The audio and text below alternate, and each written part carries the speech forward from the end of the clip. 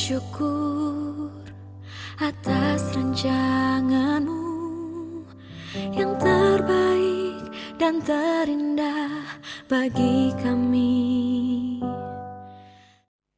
Salam, selamat malam jemaat Gemit Paulus yang diberkati Tuhan. Selamat berjumpa kembali bersama saya Pendeta Norma Manuvola dalam acara Mesbah Keluarga yang diselenggarakan Badan Hari Raya Gerejawi Jemaat Gemit Paulus. Untuk itu mari kita siapkan hati, kita berdoa untuk masuk dalam pemberitaan firman Tuhan. Kita berdoa. Terpujilah Tuhan yang telah memelihara kami sepanjang pagi sampai dengan malam ini. Kami mengucap syukur karena kami ada di dalam Mesbah Keluarga Jemaat Gemit Paulus. Kami mengkhususkan waktu ini untuk membaca firman Tuhan dan merenungkannya bagi keluarga kami. Berilah kepada kami kuasa Roh Kudus-Mu menuntun kami untuk mendengarkan suara Tuhan melalui firman-Mu. Dan biarlah oleh kuasa Roh Kudus-Mu juga hamba-Mu berbicara perenungan firman Tuhan untuk menjadi berkat bagi kami sekalian. Di dalam nama Yesus Kristus Tuhan firman hidup, kami berdoa dan memohon, berfirmanlah Tuhan, kami mendengarkannya. Amin. Jemaat Tuhan, firman bagi kita pada malam ini terbaca dari surat Roma pasal 15 ayat 1 sampai ayat yang ke-6. Firman Tuhan berbunyi, orang yang lemah dan orang yang kuat. Kita yang kuat wajib menanggung kelemahan orang yang tidak kuat, dan jangan kita mencari kesenangan kita sendiri. Setiap orang di antara kita harus mencari kesenangan sesama kita demi kebaikannya untuk membangunnya. Sebab Kristus juga tidak mencari kesenangannya sendiri, tetapi seperti tertulis, kata-kata cercaan mereka yang mencerca engkau telah mengenai aku. Sebab segala sesuatu yang ditulis dahulu telah ditulis untuk menjadi pelajaran bagi kita, supaya kita teguh berpegang pada pengharapan oleh ketekunan dan penghiburan dari kitab suci. Semoga Allah, sumber ketekunan dan penghiburan, memberikan kepada kamu hidup yang sehati, sepikir sesuai dengan kehendak Kristus Yesus, sehingga dengan satu hati dan satu suara kamu memuliakan Allah Bapa Tuhan kita Yesus Kristus. Demikian firman Tuhan. Berbahagialah setiap orang yang mendengar firman Tuhan dan memelihara dalam hidupnya. Jemaat yang dikasihi Tuhan, keluarga Kristen yang berbahagia, Shalom. Tema dari perenungan firman Tuhan pada malam ini adalah komunikasi dalam keluarga. Komunikasi dalam keluarga.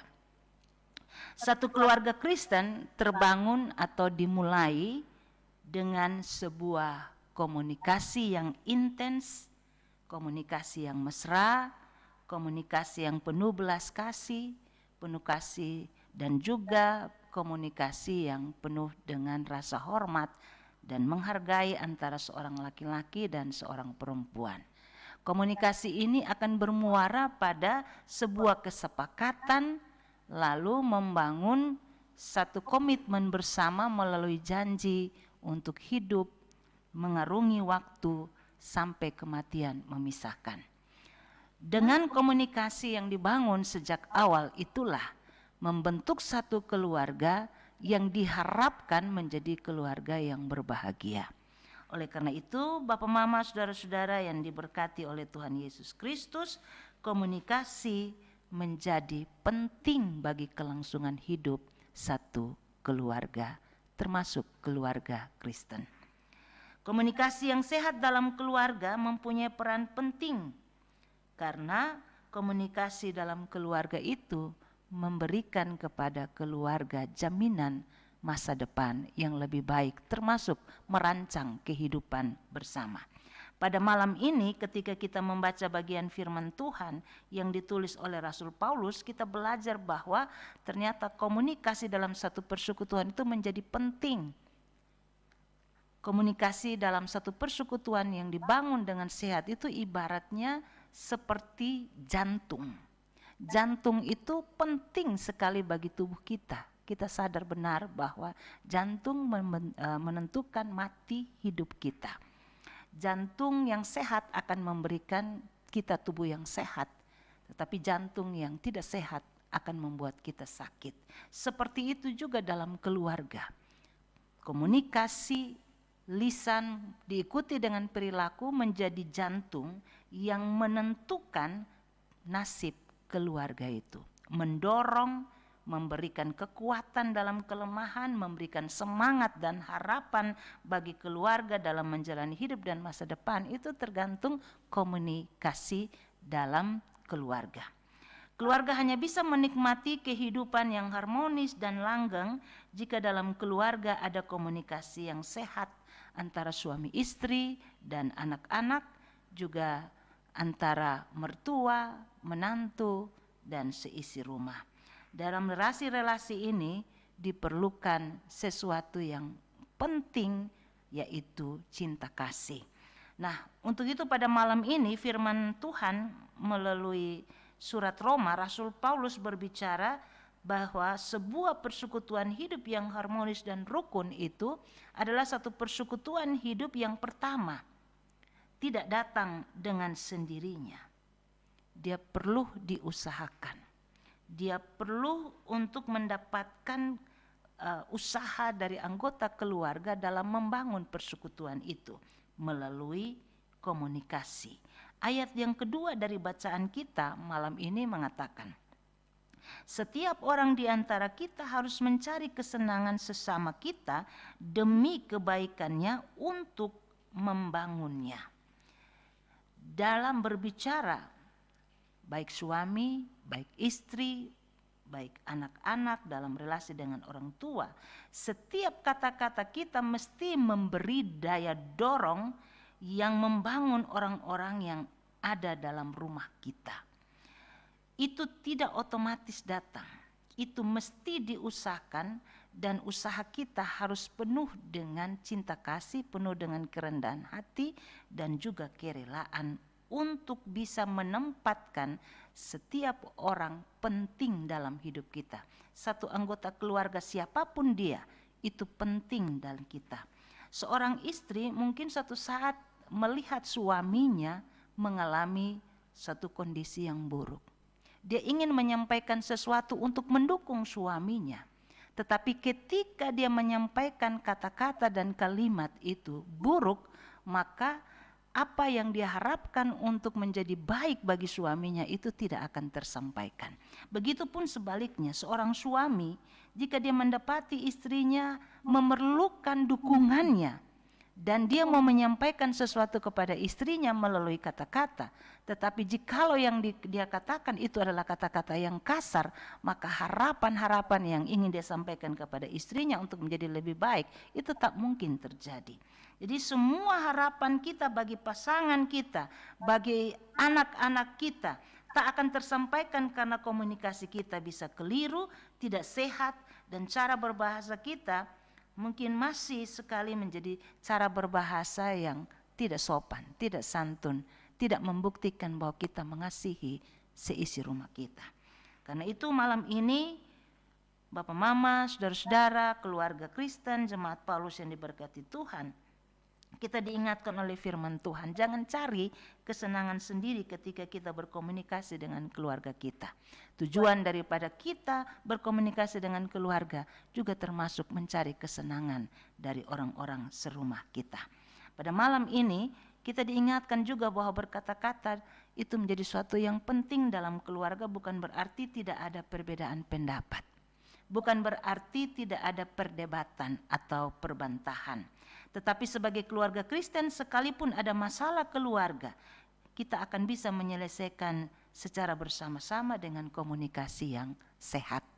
Dan tentu di atas dasar keyakinan bahwa Kristus Tuhan kita yang penuh dengan cinta kasih lebih besar dari segala perbedaan-perbedaan yang kita alami dalam keluarga atau mungkin perbantahan dan berbagai konflik dan masalah-masalah yang kita hadapi. Kristus lebih besar daripada semua itu. Sehingga dengan berkomunikasi secara benar dan dengan mengundang Kristus dalam setiap komunikasi kita, maka kita percaya bahwa setiap masalah dalam keluarga pasti bisa diselesaikan dengan komunikasi.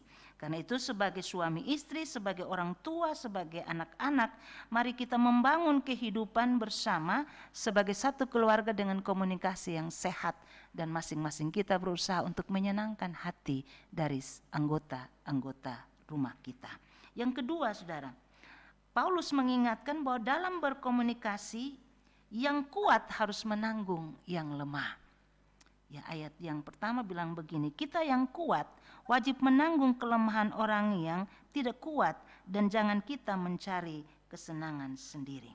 Dalam berkomunikasi kita mesti menanggung kelemahan dari pasangan kita, anak kita, mertua kita, ataupun mereka yang menurut kita ada dalam lingkungan keluarga kita.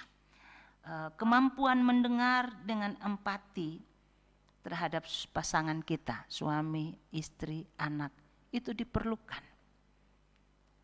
Kemampuan untuk memberikan rasa nyaman ketika seseorang yang menjadi bagian keluarga kita mengalami masalah, itu menjadi penting melalui komunikasi. Pada saat pasangan kita marah, anak kita marah, mertua kita marah, atau orang seisi rumah kita sedang marah, maka dibutuhkan sikap lebih daripada kita untuk mengatasinya. Menghargai perbedaan pandangan tanpa menghakimi dan menang sendiri, dan menyampaikan sesuatu secara jujur dan terbuka tanpa berbohong adalah sesuatu yang penting dalam relasi keluarga, khususnya dalam berkata-kata.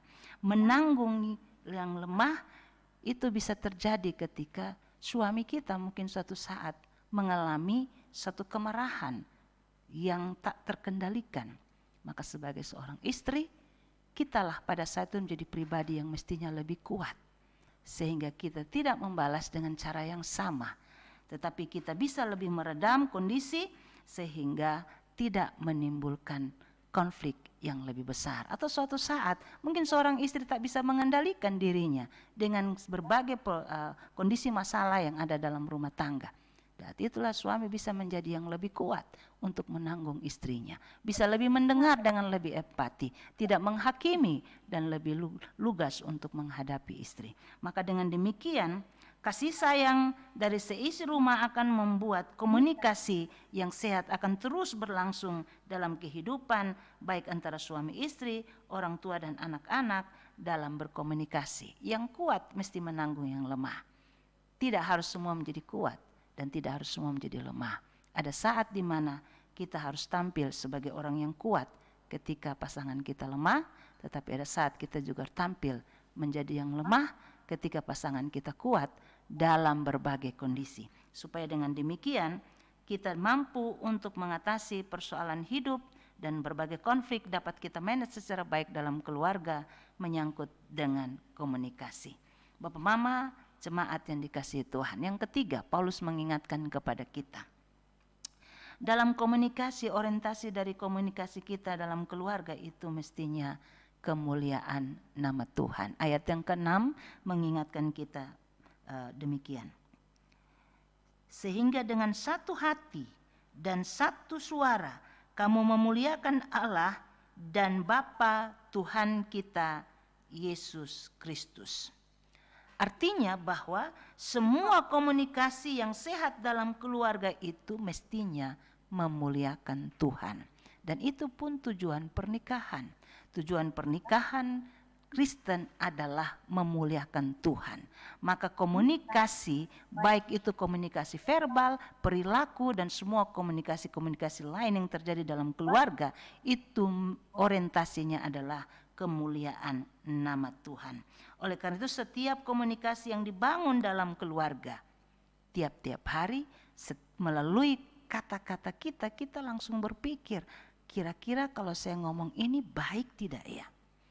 Setiap perkataan yang kita keluarkan bagi seisi rumah kita, kita harus membuat dia menjadi steril, bahwa ketika kalimat itu diucapkan, dia berdampak baik, termasuk di dalamnya dia memuliakan Tuhan. Bapak, Mama, saudara-saudara yang dikasihi Tuhan, saya ingin membandingkan firman Tuhan dalam Amsal 12 ayat 25. Firman Tuhan berkata begini, kekhawatiran dalam hati membungkukkan orang, tetapi perkataan yang baik menggembirakan dia. Kekhawatiran dalam hati membungkukkan orang, tetapi perkataan yang baik menggembirakan dia. Dan pada nats yang lain, Amsal mengatakan begini, Amsal 16 ayat 24, perkataan yang menyenangkan adalah seperti sarang madu, manis bagi hati dan obat bagi tulang-tulang. Saudara-saudara, tanpa kita sadari, dalam kehidupan bersama dengan suami, dengan istri, dengan anak, dengan keluarga besar kita, tanpa kita sadari, kita seringkali melukai dan menyakiti mereka. Tanpa kita sadari, kita menanam racun dalam diri mereka melalui kata-kata yang kasar, kata-kata yang pahit, makian, cacian, umpatan, bahkan kutuk bisa keluar dari bibir mulut kita untuk orang-orang yang notabene kita bilang kita kasihi. Saya mau katakan begini pada malam ini, Paulus mengingatkan orientasi dari persekutuan dan komunikasi yang ada dalam persekutuan keluarga kita mestinya kemuliaan nama Tuhan. Di sini paling penting bagi kita untuk melihat bahwa suami kita berharga. Bukan karena dia suami kita, tapi karena Tuhan Yesus mati baginya. Istri kita berharga, bukan karena dia istri kita, tetapi karena Tuhan Yesus mati dan menyerahkan hidup baginya. Begitupun anak-anak kita, dia berharga karena Tuhan Yesus mati baginya.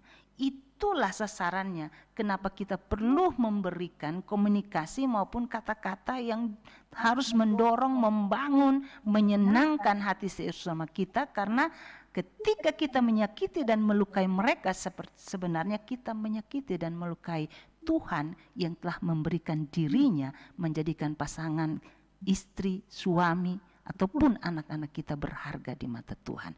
Ketika kita melukai mereka, sesungguhnya kita melukai hati Tuhan. Itu pada malam ini dalam mesbah keluarga kita diingatkan. Seringkali kita berkata begini, beta ini pung omong saja yang kasar, yang jahat, tapi beta pung hati ini baik. Seringkali kita mengungkapkan kalimat itu, bahkan mungkin kita bisa mendengarkan orang berbicara, beta ini kasar tetapi sebenarnya beta pun hati baik. Tapi saya mau kasih tahu bahwa Tuhan Yesus mengingatkan orang banyak dalam Lukas 6 ayat 45. Tuhan Yesus berkata bahwa orang yang baik akan mengeluarkan yang baik dari perbendaharaan hatinya, tapi orang yang jahat akan mengeluarkan yang jahat dari perbendaharaan hatinya. Jadi yang diucapkan mulut itu keluar dari hati. Jadi sesungguhnya kalimat ini tidak benar. Kalau yang keluar dari mulut kita kasar, itu berasal dari hati yang kasar. Kalau dari luar dari mulut kita adalah kata-kata yang pahit, itu berasal dari hati yang pahit. Kenapa? Karena hidup kita belum disembuhkan, hidup kita belum dipulihkan oleh Tuhan. Seringkali komunikasi menjadi tidak baik di antara suami istri, orang tua anak. Komunikasi menjadi sesuatu yang mendatangkan konflik karena komunikasi terjadi antara orang-orang yang belum disembuhkan, orang-orang yang belum dipulihkan oleh Tuhan.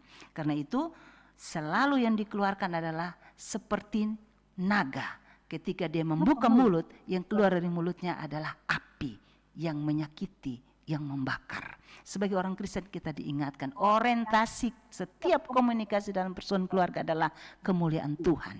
Karena itu kita perlu dipulihkan oleh Tuhan, supaya sebagai seorang suami kita tidak sampai menyakiti istri kita dan kata-kata kita, karena kita punya hati belum dipulihkan, belum disembuhkan oleh Tuhan, mungkin oleh toksit, oleh berbagai hal-hal yang menyakiti kita di masa lalu. Begitupun sebagai istri ataupun anak-anak. Tentu pada malam ini melalui mesbah keluarga ini kita diingatkan apa yang disampaikan oleh Rasul Paulus juga kepada jemaat di Efesus. Sebagai perbandingan saya ingin mengatakan di Efesus 5 ayat 4 firman Tuhan bilang begini, yang harus dibuang dari persekutuan hidup adalah perkataan yang kosong atau sembrono, karena hal-hal ini tidak pantas, tetapi sebaliknya ucapkanlah syukur. Dan ayat yang kedua dia bilang, hiduplah dalam kasih sebagaimana Kristus sudah mengasihi kamu. Jadi saudara-saudara, komunikasi yang sehat, yang baik, yang mendatangkan keharmonisan, kelanggengan dalam keluarga sampai kematian memisahkan, itu hanya terjadi ketika kasih Kristus mendiami kehidupan keluarga.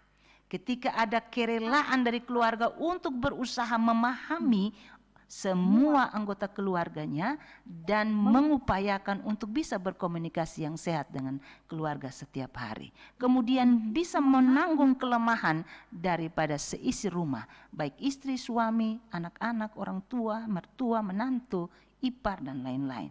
Tetapi juga yang terakhir, bangunlah komitmen supaya setiap kalimat dan kata yang keluar dari bibir mulut kita dalam komunikasi, termasuk dalam keluarga kita, itu mendatangkan kemuliaan bagi nama Tuhan.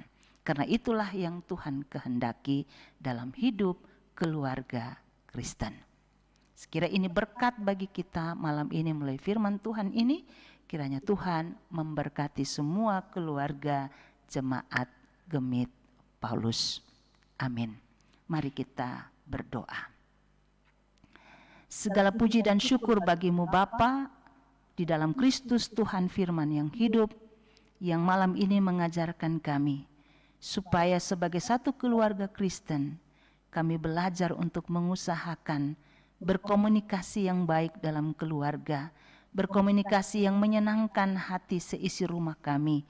Kami juga berusaha untuk menjadi orang yang pada waktu tertentu menjadi kuat untuk menanggung kelemahan suami, kelemahan istri, kelemahan anak, mertua, menantu, atau siapapun seisi rumah kami ketika mereka mengalami konflik-konflik dan tak bisa berkomunikasi dengan baik. Maka kami menjadi pribadi yang suka mendengar dan dengan empati, pribadi yang tidak menghakimi dan gampang gusar, tetapi menjadi pribadi yang sabar untuk menghadapi, sehingga komunikasi yang sehat dalam keluarga terus terbangun dalam menyelesaikan masalah-masalah kehidupan. Kami juga diajar malam ini ya Tuhan, supaya semua orientasi komunikasi, berbahasa kami, berperilaku kami dalam keluarga, itu semua terjadi untuk kemuliaan nama Tuhan yang telah berkorban dan mati bagi kami. Kami bersyukur Tuhan untuk firman-Mu. Kuatkan iman kami, teguhkanlah kami supaya kami menjadi keluarga yang terus membangun komunikasi yang sehat dalam rumah tangga kami, sehingga rumah tangga kami menjadi rumah tangga yang harmonis, yang nyaman, dan langgeng sampai kematian memisahkan kami. Kami juga berdoa ya Bapa, mengucap syukur karena acara Misbah Keluarga ini terjadi dalam penyelenggaraan Badan Hari Raya Gerejawi Jemaat Paulus. Tuhan terus memberkati BHRG dalam semua program-program yang mereka kerjakan dalam bulan keluarga ini, supaya segala sesuatu memuliakan Tuhan dan menjadi berkat bagi jemaat Tuhan. Kami berdoa bagi semua jemaat Tuhan di 10 rayon pelayanan. Tuhan memberkati semua umat-Mu dengan pergumulan hidup masing-masing. Biarlah dalam suka duka, pahit manis, sehat sakit, dalam berbagai kondisi apapun, umat-Mu senantiasa merasakan pertolongan Tuhan, selalu menyerahkan diri kepada Tuhan dalam ucapan syukur, dan selalu menikmati kehidupan ini dengan penuh keteguhan iman dan percaya kepada Tuhan. Kami bersyukur Tuhan dan memohon kasih dan rahmat-Mu menyertai seluruh kehidupan umat Tuhan. Kami berdoa bagi para pendeta, bagi penatua, diaken, pengajar, semua yang ada di jemaat-Mu sebagai pemimpin dalam gereja, badan-badan kategorial fungsional, dalam semua tanggung jawab atas pelayanan jemaat-Mu. Kiranya Tuhan senantiasa memberkati. Dan malam ini Tuhan, kami mau mengakhiri Misbah Keluarga ini sambil mengarahkan hati kami kepada Tuhan dan memohon kiranya anugerah Tuhan kami Yesus Kristus, pengasihan Allah Bapa di dalam persekutuan Roh Kudus tinggal menyertai umat Tuhan Jemaat Gemit Paulus, keluarga-keluarga Kristen Jemaat Gemit Paulus mulai dari saat ini kekal selama-lamanya. Amin. Kami dan seisi rumah kami bersehati untuk terus